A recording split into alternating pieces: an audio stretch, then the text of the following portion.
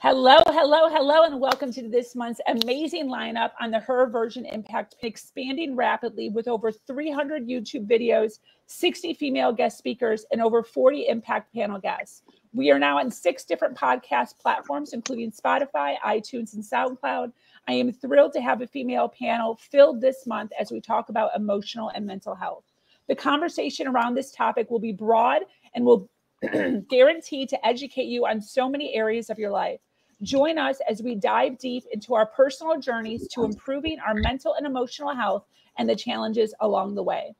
Her Version is a contemporary global stage, a platform created for bold storytelling, providing stories, tools, and advice on how to break free from life struggles and design your own vibrant life. For those of you that don't know me, I am your host, Sabrina Victoria. If you are new to this podcast, make sure you follow, like, subscribe, and share. Let's jump right in.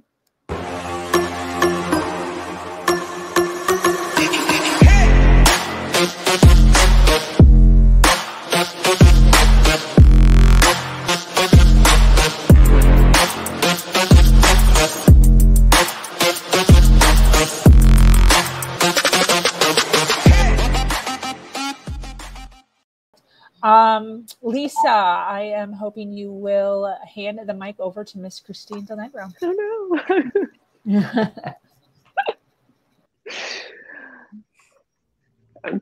Okay, so I'm now like all in a tizzy because I think I forgot my question.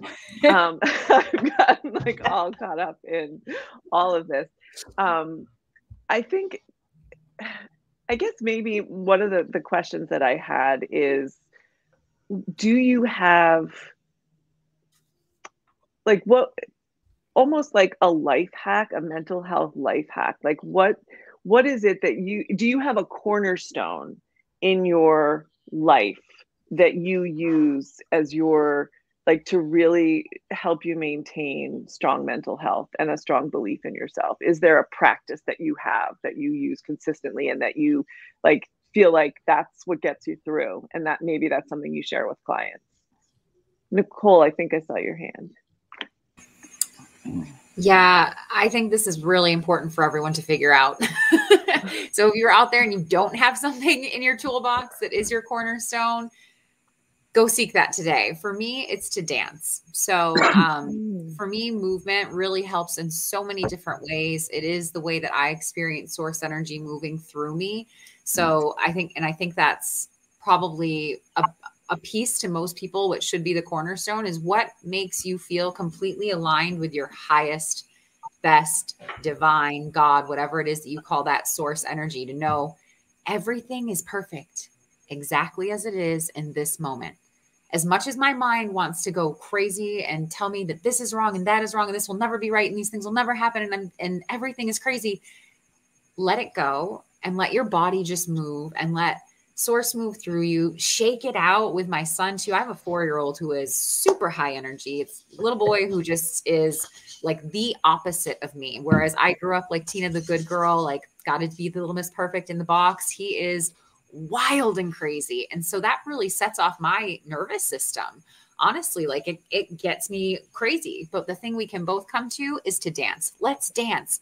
And it allows me to then get that wild, crazy energy out and shake it out and move it through. And then you empty out this vessel and you can come back to just breath work again. Okay, now that I've moved, I can just breathe into it and expand and contract and feel this incredible body that I'm in and help myself ground once again and recognize where the truth is versus what my mind has been saying. So, I'm not sure who it is, just says Facebook user, but dance. Yes, exactly. I dance to all sorts of music. It's often my son's choice. So it comes down to Disney or the Descendants or something.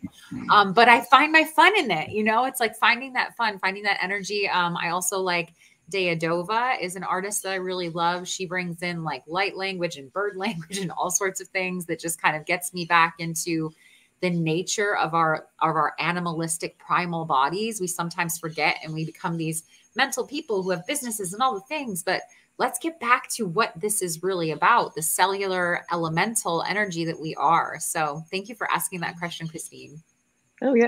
And I love, I mean, the thing, I totally agree. I love to dance. And one of the things that I really love about music is that I think for me anyway, and I think this is true for many people, is it helps me feel less alone.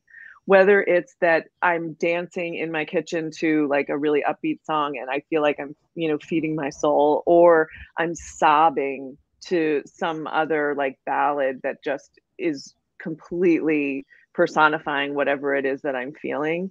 So I love that connection that we get from music, because sometimes, you know, we do feel alone, and it's really nice to know like someone else has experienced this because they've actually been able to write about it and put it to music. So I love that. Yeah. Kimberly. For me, I'm actually the total opposite. I like quiet because I have 5 teenagers who live in my house. Oh, and wow. I do not get peace and quiet.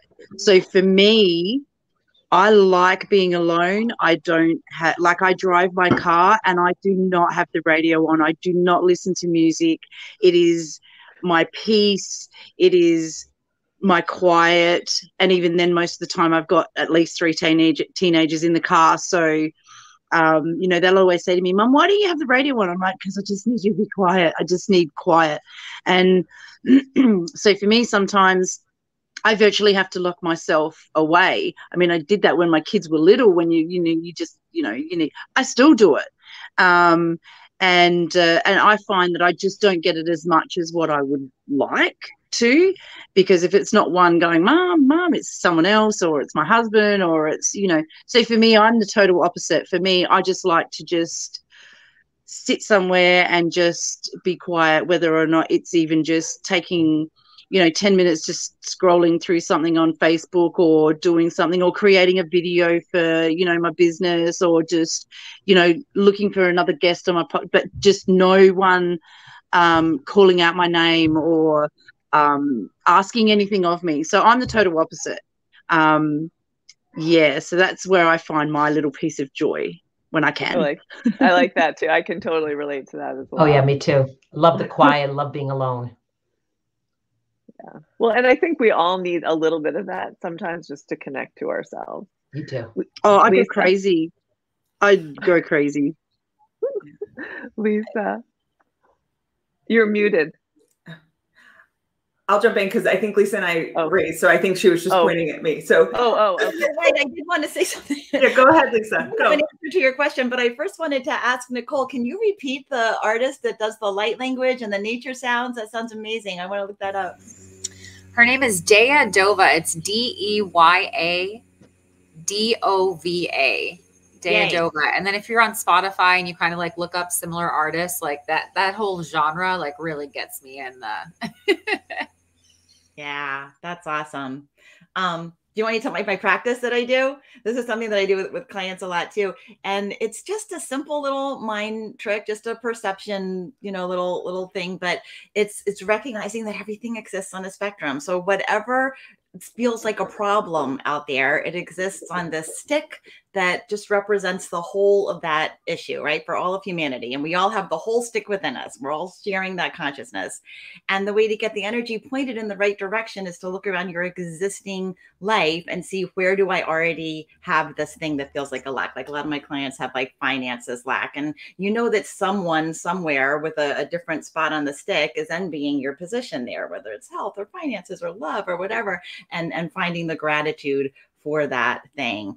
I always quote this analogy that one of my mentors used to use about a train. And we've got a train with engines on both sides, and whatever we're giving our attention to, we're adding engines to that side of the train. So you can focus on the lack of this thing that you want in your life, or you can focus on where you have it, and that's the direction that the train's going to go in. So just a tiny little mind game I play.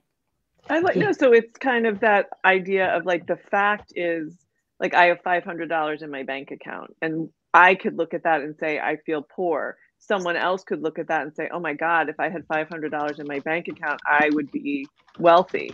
And it's all about that. But I've never heard of it on the spectrum like that. I like that. That's really cool.